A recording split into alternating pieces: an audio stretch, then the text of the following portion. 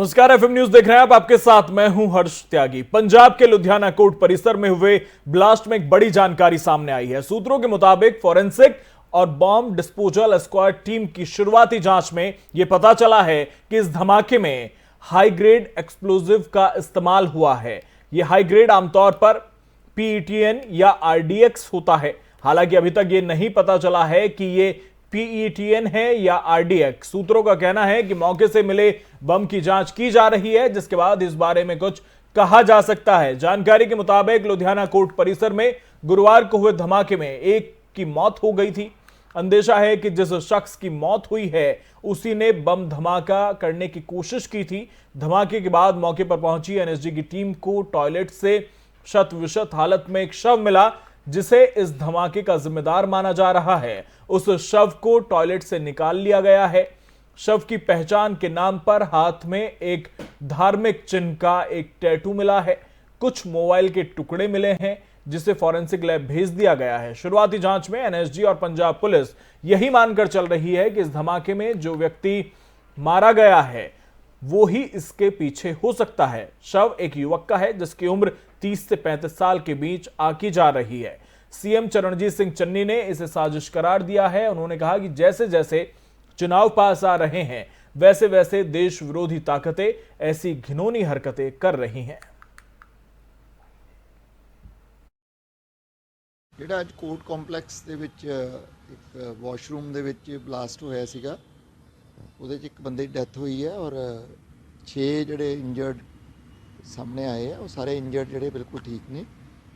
Preliminary investigation ਤੋਂ ਇਹੀ ਪਤਾ ਲੱਗਿਆ ਕਿ ਜਿਹੜਾ ਬੰਦਾ ਜਿਹਦੀ ਡੈਥ ਹੋਈ ਉਹ ਆਪ ਕੋਈ ਹੈਂਡਲ ਕਰ ਰਿਹਾ ਸੀ ਕੋਈ ਇਹੋ ਜਿਹੀ ਚੀਜ਼ ਜਾਂ ਕੈਰੀ ਕਰ ਰਿਹਾ ਸੀ। ਕਹਿਣਾ ਤਾਂ ਬੜਾ ਮੁਸ਼ਕਲ ਹੈ ਇਸ ਸਟੇਜ 'ਤੇ, ਬਟ ਪ੍ਰੀਲਿਮਿਨਰੀ ਤੌਰ 'ਤੇ ਇਨਵੈਸਟੀਗੇਸ਼ਨ ਤੋਂ ਇਹੀ ਇੰਡੀਕੇਟ ਹੁੰਦਾ। ਇਹਦੇ 'ਚ ਹੁਣ शाम ਨੂੰ ਹੋਰ ਵੀ ਡਿਟੇਲ 'ਚ ਐਨਐਸਜੀ ਦੀ ਵੀ ਟੀਮ ਆਈ ਹੈ, ਸਪੈਸ਼ਲ ਜਿਹੜੀ ਬੌਮ ਨੂੰ ਸਾਈਟ ਨੂੰ ਵਿਜ਼ਿਟ ਕਰਦੇ ਆ ਔਰ ਉਹਨੂੰ ਸਾਰਾ ਐਗਜ਼ਾਮਿਨ ਕਰ ਰਹੀ ਹੈ। ਔਰ ਉਸ ਤੋਂ ਇਲਾਵਾ ਜਿਹੜਾ ਫੋਰੈਂਸਿਕ ਸਾਇੰਸ ਦੀ ਸਾਡੀ ਪੰਜਾਬ ਦੀ ਟੀਮ ਵੀ ਐਕਸਪਰਟਸ ਆਏ ਨੇ, ਉਹ ਸਾਰਾ ਦੇਖ ਰਹੇ ਨੇ ਇਹਦੇ 'ਚ। ਇਸ ਤੋਂ ਇਲਾਵਾ ਜਿਹੜਾ ਸਾਡੀ ਪੁਲਿਸ ਸਾਈਡ ਤੋਂ ਕਾਫੀ ਵਾਈਟਲ ਕਲੂਜ਼ ਸਾਨੂੰ ਮਿਲੇ ਹੈ ਇਸ ਇਨਸੀਡੈਂਟ ਦੇ ਬਾਰੇ ਵਿੱਚ, ਔਰ ਜਿਨ੍ਹਾਂ ਨੂੰ ਅਸੀਂ ਡਿਵੈਲਪ कर रहे हैं और पूरी सानू कोशिश कर रहे हैं, मेहनत कर रहे हैं कि इन्हों जल्दी तो जल्दी केस नूं क्रैक किया जाए। पंजाब में विधानसभा चुनाव से पहले कांग्रेस सरकार ने किसानों को बड़ा तोहफा दिया। मुख्यमंत्री चरणजीत सिंह चन्नी ने आज किसानों की कर्ज माफी का ऐलान किया है। उन्होंने किसानों का 2 लाख रुपए तक का कर्ज माफ का ऐलान कर दिया। साथ ही भूमिहीन मजदूरों के भी कर्ज माफी की बात उन्होंने कही। उन्होंने बताया कि पंजाब सरकार कर्जदार किसानों के खातों में 2000 करोड़ रुपए जमा करवाएगी। सीएम चन्नी के मुताबिक यह रकम अगले 10 से 15 दिन में पहुंच जाएगी। इसके अलावा सीएम चन्नी ने बताया कि सरकार ने श्री भगवद गीता और रामायण पर अध्ययन केंद्र स्थापित करने का फैसला किया है। ये अध्ययन केंद्र पटियाला में स्थापित किए जाएंगे। उन्होंने कहा कि आजकल पंजाबी संगीत और फिल्म की विरासत को बचाने और उसे बढ़ावा देने के लिए एक फिल्म और टेलीविजन काउंसिल बनाने का फैसला लिया गया है, जिसका गठन 10 दिनों के भीतर कर दिया जाएगा।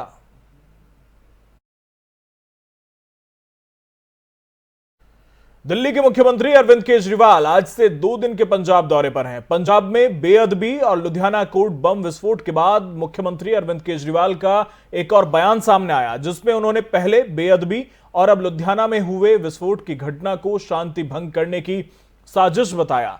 सीएम केजरीवाल ने कहा कि चुनाव से पहले कुछ लोग जानबूझकर ऐसा कर रहे हैं, उन्हें कड़ी से कड़ी सजा मिलनी चाहिए। साथ ही उन्होंने पंजाब के लोगों से शांति बनाए रखने की अपील की। अभी कुछ देर पहले लुधियाना से ब्लास्ट की खबर आई है, सुन के बहुत दुख हुआ।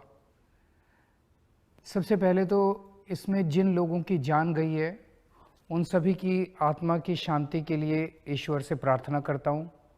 ईश्वर उनके परिवार को इस दुख की घड़ी में साहस दे। इसमें घायल हुए सभी लोगों के जल्द स्वस्थ होने की कामना करता हूँ।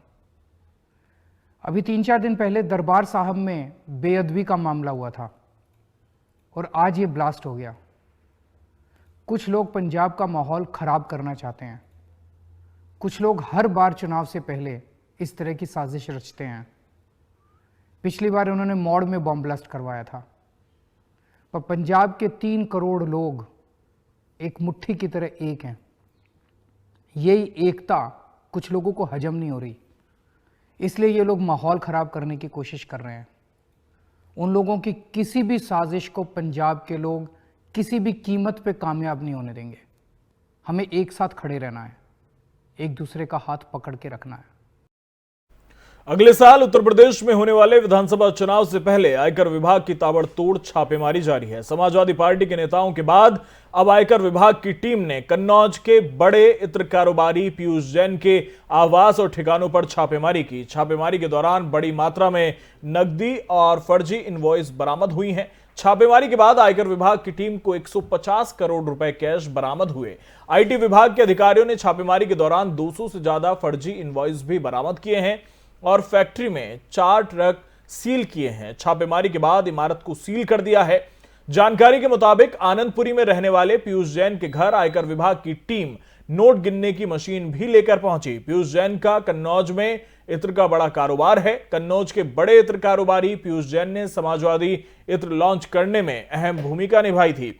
वे अखिलेश यादव के करीबी बताए जाते हैं। आईटी विभाग ने पीयूष जैन के मुंबई, कन्नौज और कानपुर के ठिकानों पर भी गुरुवार सुबह एक साथ छापेमारी की थी। तीनों जगह साथ शुरू हुई कार्रवाई के अभी 2 से 3 दिन तक चलने की उम्मीद है। बता दें कि इत्र कारोबारी के इत्र को समाजवादी पार्टी के अध्यक्ष अखिलेश यादव ने लॉन्च किया था। इस दौरान पीयूष जैन ने कहा था कि 2022 के चुनावों को देखते हुए यह इत्र 22 फूलों से बनाया गया है।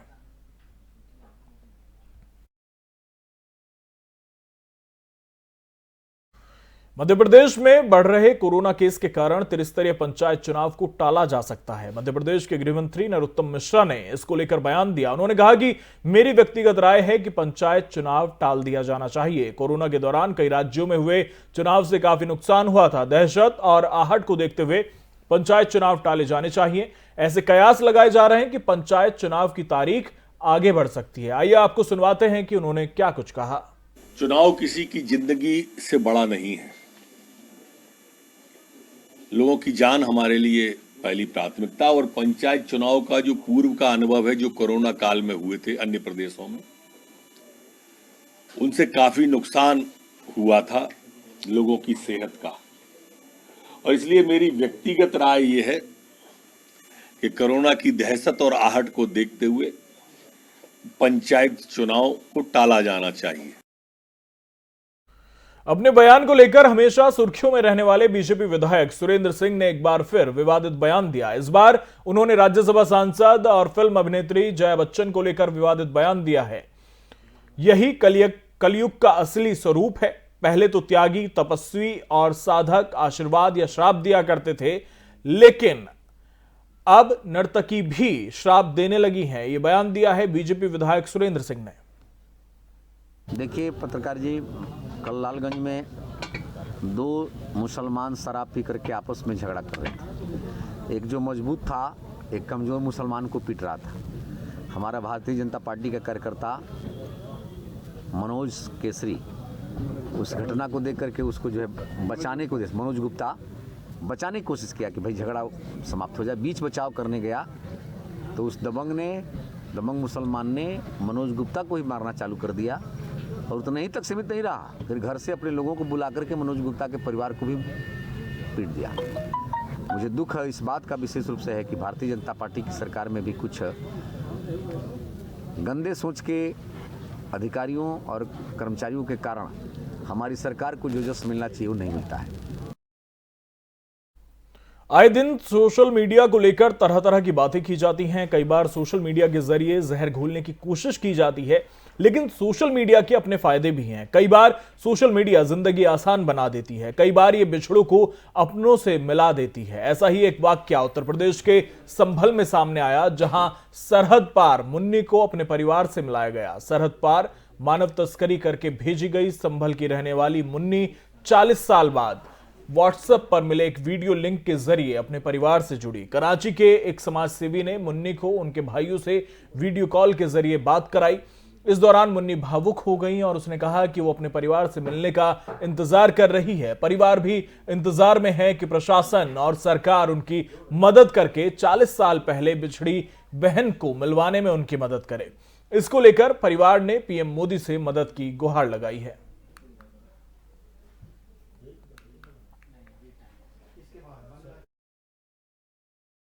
जो मेरा था मोहम्मद एहसान, वो मैं जब पैदा भी नहीं हुई थी जब मार फौत हो गए थे।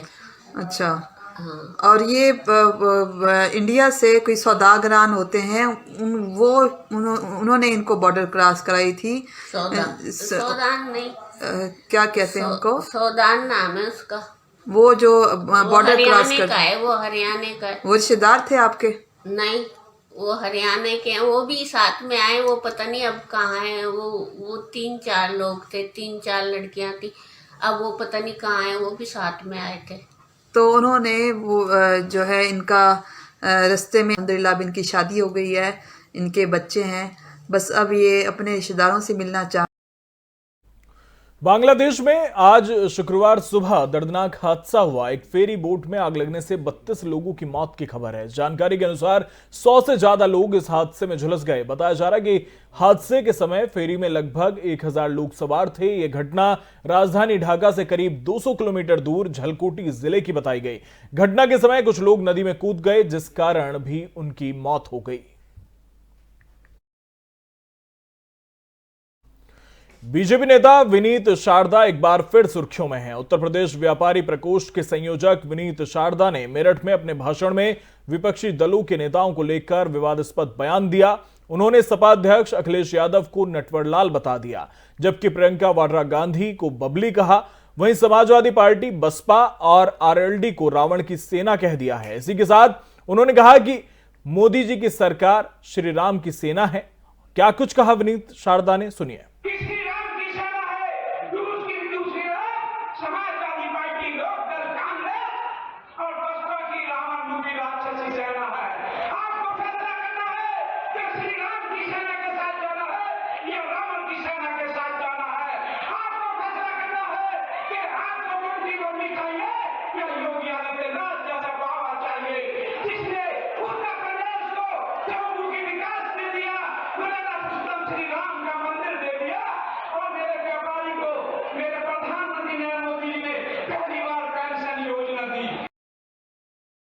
और बीजेपी नेता विनीत शारदा जी हमारे साथ जुड़ गए। बहुत बहुत स्वागत है विनीत शारदा जी आपका एफएम न्यूज में। धन्यवाद। आप नटवरलाल कह रहे हैं अखिलेश यादव जी को और प्रियंका गांधी वाड्रा बबली हैं, किस आधार पर ये सब बयानबाजी कर रहे हैं आप? बयानबाजी नहीं है। 15 वर्ष मेरे उत्तर प्रदेश को लूटा और ठगा। उत्तर प्रदेश में जब समाजवादी पार्टी की सरकार थी और अखिलेश बाबू के पिता जब मुख्यमंत्री थे तो उत्तर प्रदेश का व्यापारी भयभीत था। लूट, डकैती, हत्या, रंगदारी, चोट वसूली से उत्तर प्रदेश जल रहा था। उत्तर प्रदेश में टाटा, बिरला, अंबानी, अडानी, ये देश विदेश के व्यापारी उद्योग और व्यापार करने के लिए पसार के उत्तर प्रदेश सोते नहीं थे। उत्तर प्रदेश में उद्योग डालने को तैयार नहीं थे। उत्तर प्रदेश की कानून व्यवस्था ध्वस्त हो चुकी थी। उत्तर प्रदेश में जंगल राज हो चुका था। इन्होंने उत्तर प्रदेश के व्यापारियों को ठगा और हमेशा ठगने का काम किया। चाहे सपा रही हो, चाहे बसपा रही हो, चाहे कांग्रेस रही हो। चलिए, ये तो नटवरलाल साबित करने की कोशिश आप अखिलेश यादव को कर रहे हैं। कर रहा हूँ। उत्तर प्रदेश की जनता को इन्होंने ठगा है, तो इनसे बड़ा नटवरलाल कोई हो नहीं सकता। लेकिन प्रियंका गांधी को लेकर जो आपने बयान दिया है कि बबली हैं वो उस पर क्या आपका आधार है, क्या प्रतिक्रिया? कांग्रेस ने 59 वर्ष देश को लूटा। कांग्रेस ने 59 वर्ष देश को खसोटा। कांग्रेस ने 59 वर्ष देश को ठगा और भ्रष्टाचार, आतंकवाद अगर किसी की पेट से पैदा हुआ तो वो कांग्रेस थी। और कांग्रेस की पार्टी की अभिनेत्री श्रीमती बडेरा साहिबा अगर बबली के रूप में मेरे उत्तर प्रदेश को ठगने का काम करेगी, उत्तर प्रदेश की जनता जानती है, देश की जनता जानती है कि उत्तर प्रदेश ने कांग्रेस को पूरी तरह राजनीतिक रूप में बिल्कुल नेस्तनाबूद करने का काम जनता ने किया। तो ये इनकी राजनीतिक जमीन कांग्रेस की और समाजवादी पार्टी की पूर्णतः खिसक चुकी है। ये मेरी जनता को, मैं उत्तर प्रदेश की जनता को। लेकिन आपके बयान पर विपक्ष के लोग तो ये कह रहे हैं कि विनीत शारदा लाइमलाइट में आने की वजह से इस तरह के बयान दे रहे हैं। विनीत शारदा कभी लाइमलाइट में जरूरत नहीं है। विनीत शारदा उत्तर प्रदेश की जनता के बीच का एक व्यक्ति है। मैं हमेशा कहता हूँ राष्ट्र मेरा धर्म है, तो पार्टी मेरी माँ है, तो व्यापारी मेरी आत्मा है। मैंने अपनी आत्मा को कभी कुचलने नहीं दिया। मैंने व्यापारियों के मान सम्मान स्वाभिमान की हमेशा रक्षा की है, और व्यापारियों के मान सम्मान स्वाभिमान की रक्षा हमेशा भारतीय जनता पार्टी ने की है, और हम संकल्पित आगे भी करते रहेंगे। और समाजवादी पार्टी और कांग्रेस हो, लोकदल हो, बसपा हो, इन्होंने व्यापारियों को हमेशा ठगा है, व्यापारी को छला है, और व्यापारियों को के भविष्य को, व्यापारी के नौनिहालों को भविष्य के साथ खिलवाड़ की है। चलिए ठीक है, बहुत बहुत शुक्रिया अवनीश शारदा जी आपका हमारे साथ जुड़ने के लिए। मेरे उत्तर प्रदेश को कर दिया था समाजवादी पार्टी के मुखिया अखिलेश बाबू ने, जी लाल कौन हो सकता है? चलिए, ये तो जनता जवाब देगी, जिसने जैसा किया है वो वैसा भरेगा। बहुत बहुत शुक्रिया अवनीश शारदा जी आपका हमारे साथ जुड़ने के लिए। धन्यवाद साहब।